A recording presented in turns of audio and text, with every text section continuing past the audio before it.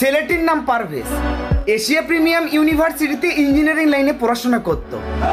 লাঞ্চের টাইমে বন্ধু বান্ধবের সাথে চা স্টলে গিয়ে সিঙ্গারা খাওয়ার পাশাপাশি একটু হাসাহাসি, আর তাদের পাশে বসেছিল দুইটা নরখাদক ডাইনি।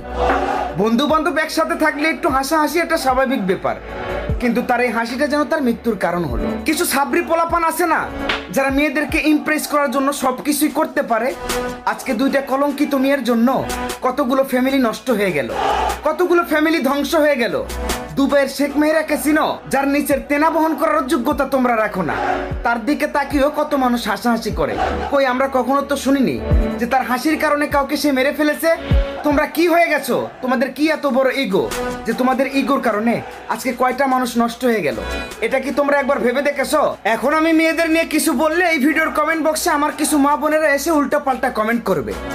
আসলে কিছু অংশ মেয়েদের জন্য পুরো মেয়ে জাতির আজ হচ্ছে কলঙ্ক। ধর্ষণকারীরা কোথায় গেছে?